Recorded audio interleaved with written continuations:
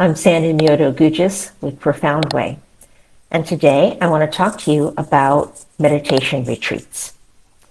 First, what is a retreat? And then why are they so popular? And then what can you expect if you attend one? So first, what do people mean when they say a retreat? It is a time and a space to allow you to concentrate on your passion project. And there are different types of retreats. You can go on a writing retreat, or some type of art retreat, or a music retreat, or a meditation retreat. So there's a lot of different sorts. And what I'm going to talk about today is meditation retreats, because that's what we talk about here, right? Meditation and mindfulness. So what is the benefit of going on one? And I say going on one because you usually travel someplace to a meditation center or a retreat center. And it's like going on vacation. You plan ahead of time, you take off from work, you clear the decks with your family, and you let them know, don't call me, because a lot of retreat centers don't have cell phone service. So you really get to drop in and go deep for a while. And that's a real benefit. Can you do a meditation retreat at home? That depends on you. It takes a lot of self-discipline. I have done a few over weekends when my husband is traveling for business. Actually, I've done quite a few. Most of them were pretty successful. One of them was an unmitigated disaster. I was fostering a dog, and the dog had other plans. When they're my personal pets, I kind of know their schedules, and I write down my schedule for my retreat weekend at home before it starts. And I know I'm going to let the dog out at these times. And I schedule them more frequently than I know the dog is going to need to go outside. And so that way I can stay ahead of it, and the dog's not interrupting me because they've just been out. When I was on a break where I'm shifting mental gears between, say, seated and walking meditation, or between a period of meditation and now I'm going to be reading a book on a spiritual topic for a while as part of my retreat. So when I'm shifting those things, then I can take care of things like letting the dog out and letting the dog in. But it still takes a lot of self-discipline to do one at home, because the phone and the refrigerator, you'd be amazed how distracting the refrigerator is. We get hungry and we're not really hungry, but we think we're hungry because we're bored and the mind is restless and the body is restless. Let's get up. Let's get a glass of water, So there's all these things that can happen when you're at home that are greatly lessened if you're somewhere else. So this is why retreat centers exist and why they are so popular. On a meditation retreat, you have an opportunity to meditate for a much longer period of time than you might at home. Now, I am a big proponent of the 5-minute meditation. Those are really helpful, and sometimes that's all the time we have. But linking together 12 of those across several days does not take you into as deep a state of consciousness as 1 hour straight through. It's the same as our stages of sleep. We go through all these different stages and they take a while to process. We don't fall asleep and instantly start dreaming, usually. Usually it takes a while.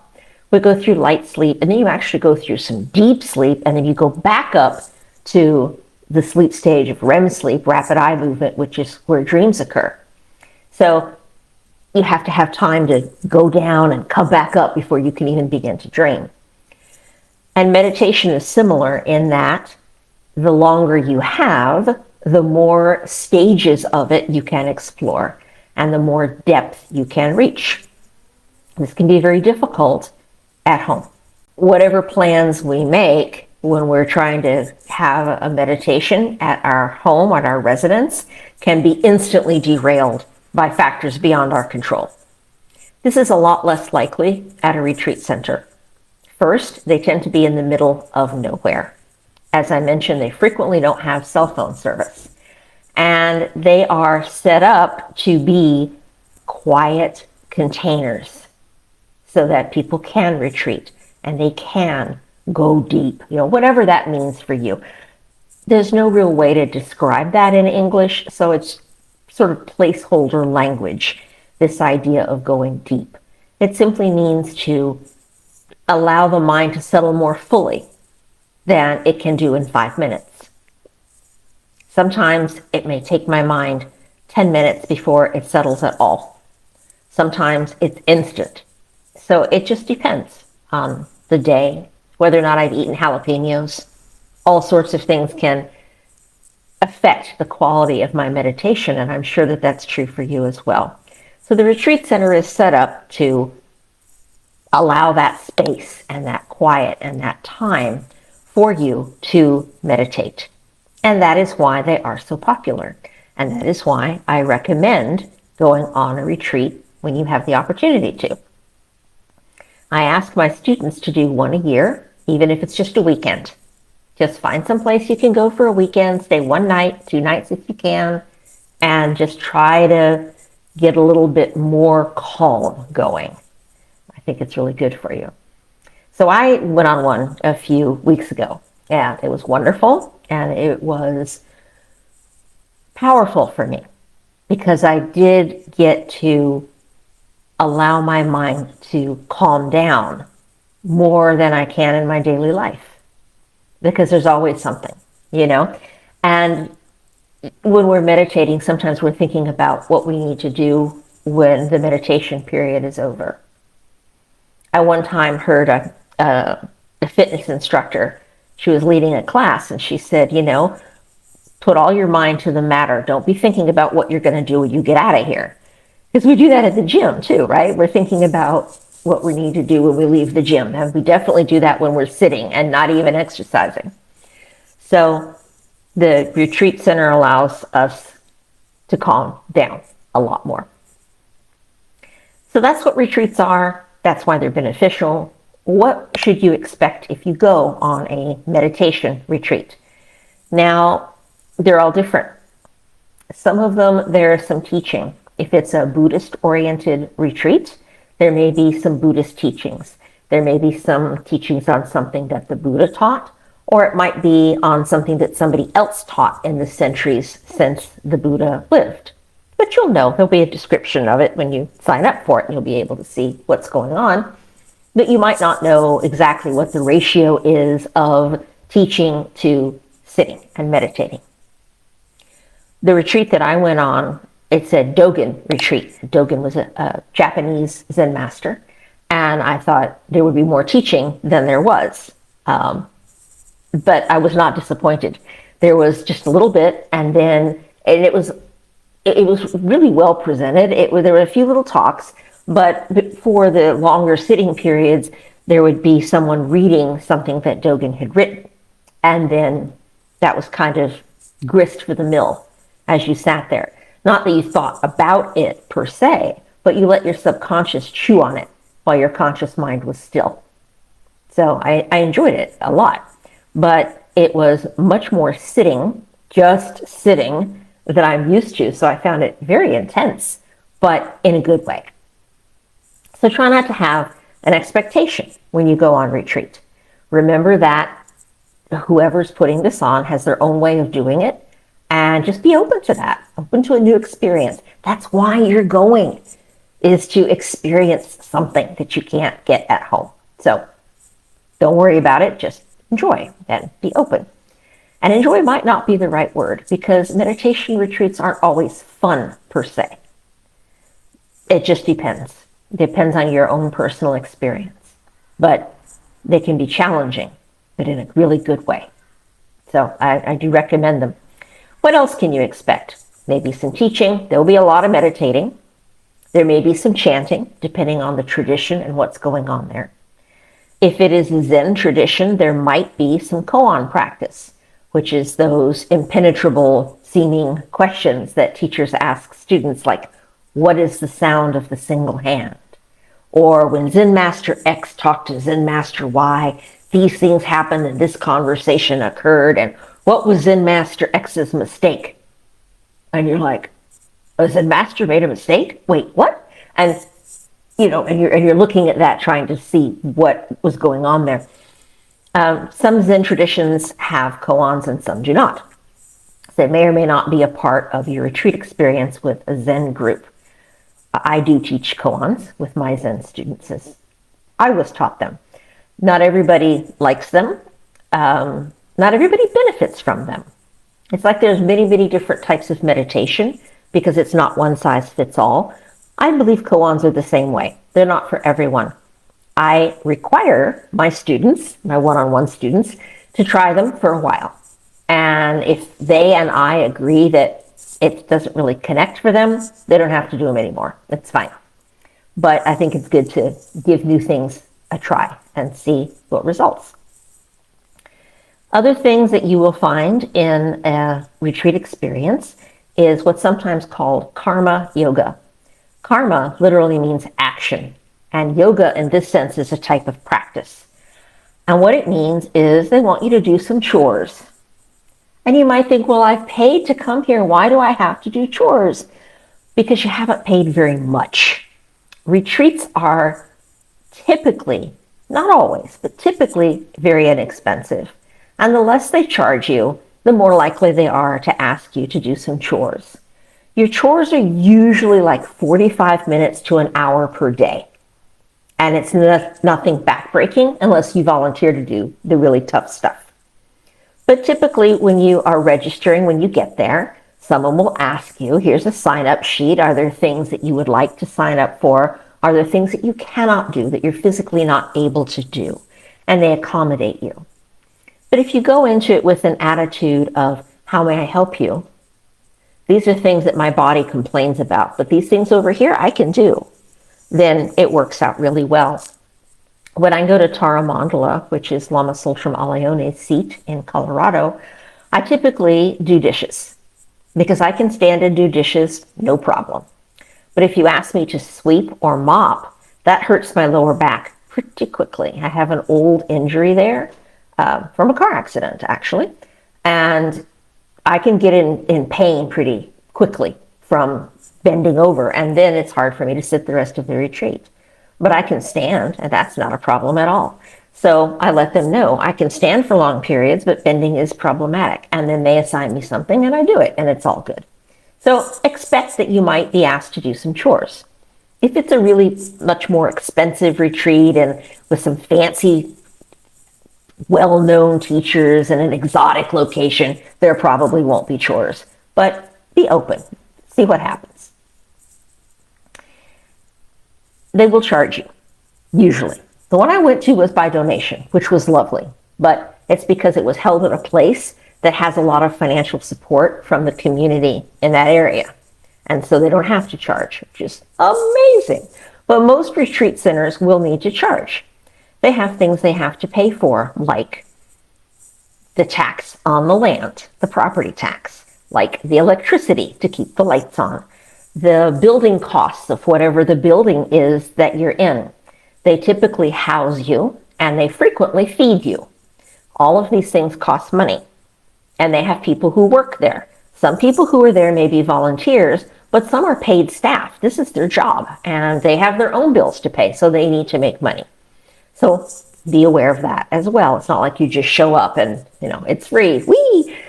There's this attitude in the West that spiritual teaching should be free. Lovely, but untrue. It's never, ever, ever been true. And I've had people tell me, well, the Buddha offered the teachings for free. No, he did not. The Buddha stood outside where it was appropriate to stand with his begging bowl. And the people in that culture knew that he was an itinerant teacher, because this is what they did, itinerant holy man. And they would put food in his bowl, and at some point he would offer some teachings nearby that they could attend if they chose to. If I stood out with a begging bowl, I would be arrested for vagrancy and possibly panhandling. Okay, so the culture is different now, and the exchange is different now. Now we use money as a means of doing this rather than direct food. That said, I have had students give me kale from their garden, fresh eggs from their chickens. I've had students, feed me directly, and that's lovely. lovely. I love that. That puts me in touch with all of these people back thousands of years, right, in that lineage. But the reality is that I still have bills to pay, and I can't barter those eggs and that kale to pay my electric bill. So, do spiritual teachers charge at retreats? Some do, some do not. If they don't charge, they will ask you for a donation at the end. So make sure if you decide to attend a retreat that you know what the total cost is going to be. Because you don't want to be there at the end and you're like, oh, I don't have any money left to pay the teacher. Oh no, So it's good to know, is that going to be a separate donation at the end, or is that included in the upfront cost of the retreat? Many retreat centers have a sliding scale where you can pay what you can afford. Some have a scholarship application. When I was younger and so I couldn't afford the second O and the R on the end of the word poor, I attended a retreat at Taramandala on a scholarship. In the years since then, as I have been flush and abundance has flowed my way, I donate to that scholarship fund to help other people. So I encourage you to pay at the highest level that you can, because that helps others, right? And this is a spiritual practice. Other things to expect at a retreat: they may practice noble silence. This doesn't mean just don't talk. This means don't communicate. Don't pass notes. Don't make eye contact and try to, sign things across the room. Just be in your own space and let other people be in their own space. Let everyone have their own unique individual experience. Or they may not do that at all. Or they may do it part of the time. I've been on retreats where it starts after dinner, you're quiet, through after breakfast the next day, and then conversation can resume. Now, there's always practical exceptions for this. You want to ask your roommate, hey, do you mind if I open the window? And your roommate says, well, actually, I'm kind of cold. Can we leave it closed? That kind of thing is fine, but you don't have a whole conversation about it. It's called functional speech, and you just get to the point, and then you're done, and you go back to your noble silence. I mentioned a roommate. Many, if not most, retreat centers have shared dormitories or rooms for 2 people or more. And you can specify what you want. Some places have individual rooms available, but they cost more. You're taking up more square footage on the property. So you can decide what you want to do about that. Personally, I like to have a roommate when I go on retreat, and I don't specify, even if I have a friend who's going, unless that friend asks me, hey, can we be roommates? And I say yes. But otherwise, I don't specify, because it's fun to meet new people. And I have some fabulous, wonderful friends that I met at different retreat centers decades ago that I'm still in touch with and still visit and still communicate with regularly. So that can be an amazing experience too, is to just see what the universe has for you in terms of a roommate and learn to get along with that person, because that's part of our practice too, right? Even with noble silence, where we're in our own little space, we don't actually live there very long. We're in the real world, and we bump up against other people like rocks in a moving stream, and we knock each other's sharp edges off. So that can happen at a retreat as well. You might run into someone who you really don't like. They may ask you, stay off your cell phone, and this person's always on their cell phone on a break. Been there, met her. Yeah. So, but don't let it annoy you. That's part of the experience of going on a retreat, is getting to meet people, seeing how the retreat center does things. Don't be attached to your system, and learn something new. I was on a retreat one time with the late Zen master Thich Nhat Hanh, and we were chanting something in Vietnamese. And I know the chant in English. It was the Heart Sutra. And I was trying to learn it in the Vietnamese, at least well enough to keep up a little bit. And I'd been there a few days, so I could at least hum it. I'd gotten the melody down. And there was this group of women who were clearly from a different temple, and they used a different melody. And rather than learn the melody that was being taught at this monastery, they decided to sing the one that they knew at the top of their lungs and try to outshout 175 other people. Plus, I think it was way more than that, actually. I think there were about 500 people there altogether between monks, nuns, and lay people, and there were about 10 or 12 of these people. So, yeah, so they're trying to outshout everybody rather than learn the different melody. Please don't do that, because you're not making any spiritual progress if you're doing that. You're just attached to having it your own way. So when you go to a retreat center, go all in and just really enjoy it and lean in and do what they tell you to do. Show up when they tell you to show up, practice the way that they say to practice, and don't be judgmental is my advice. At the end of it, then you can evaluate, what did I learn? Did this push my growth edges? Was this something I would do again? Would I go here, or would I like to try something else with a different style? So those are my thoughts on retreats. I value them highly, and I try to go on at least once a year. I try to do 2 or 3 a year. I'm not always successful because of scheduling, but I try to. And I've led a few over the years. And I find them to be extremely helpful because your mind gets to slow down for longer. And it really does make a difference. So if you have a retreat experience you'd like to share, please tell us about it in the comments. I would love to hear from you. The good, the bad, and the ugly. What do you think about meditation retreats?